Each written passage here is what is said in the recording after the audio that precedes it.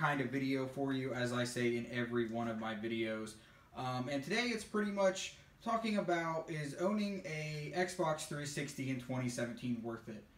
So pretty much the other day I watched Austin Evans do a video. He uploaded about 4 weeks ago, but I just watched it the other day, about owning an Xbox 360 in 2017. And I was like, okay, so I watched it, and he had some pretty good valid points. One, you can pretty much pick up a slim Xbox like the one I have right here for about 50 bucks at GameStop.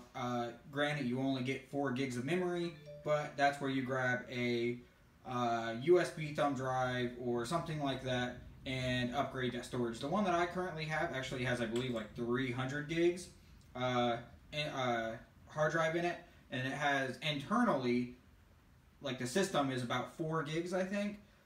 But anyway, so I went ahead and busted mine out, and I said, you know what, I'll give it a try. I have a few games. I played a little bit of Modern Warfare 2, and a little bit of, I actually haven't even played Modern Warfare 3 yet. So I wanted to get a feel for the system after not playing it for so long. I did have a system update. But it isn't too bad for a console that you pick up for 50 bucks in 2017. It is kind of sluggish. I did try to play Modern Warfare 3 before the start of this video, and it actually ended up freezing the console, and I had to restart the console. So as you can see here, we are going to go ahead and jump on in, and it'll take it a minute or two. It's not as quick as like the Xbox or the Xbox One S. So once we get, here we go. All war. So obviously the main menu is kind of snappy. Modern Warfare 2, I actually found a lobby really quick. Oh, this is a 500 gig, okay. So I have a 500 gigabyte hard drive in there, and then the internal storage is about 3 gigs. So what I'm going to do is I'm going to try to join a game on Modern Warfare 3 on the 360 and see how active these servers actually are and see how well they are holding up.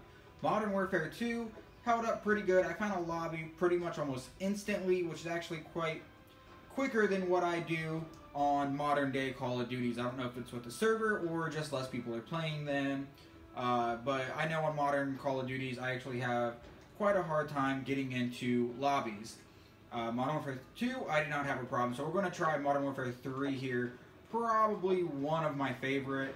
We're going to go ahead and try some Infected, which I already noticed one thing was that in the Modern Warfare 2, down at the bottom where it says players and playlist, everything said 0. Everything. This one actually has physical numbers down there. So I'm actually surprised that there's apparently 455 players in the Infected. So we're going to go ahead and try to jump into an Infected. No, I don't want to download those maps, which I don't know if it'll let me. Okay, it won't let me play without those. So is it worth it?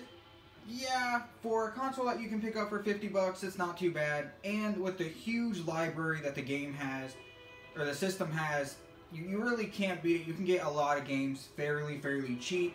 Good old classics like Modern Warfare 2. I picked up just today for this video, and I paid, I think, $5 for the game with Power Up card at GameStop. Modern Warfare 3 is right around the same price. Now, when you get into like the original Black Ops, those actually might run you a little bit more because they have a higher replay value with the zombies.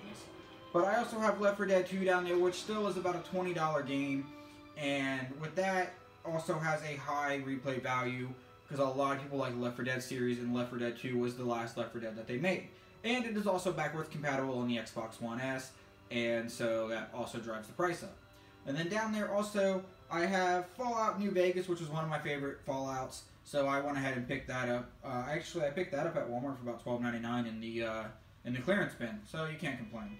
But I see why wait for Microsoft or Xbox to re-release all of these games on backwards compatible, and you have to install them into your hard drive, which, you know, takes up a lot of space for them being a 360 game, even when you have the physical disc.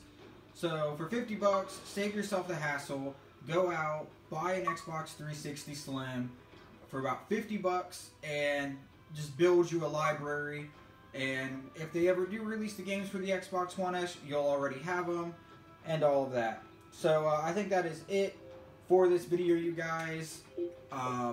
I personally think owning an Xbox 360 in 2017 is definitely worth it, just if you want to play some of your good old classics.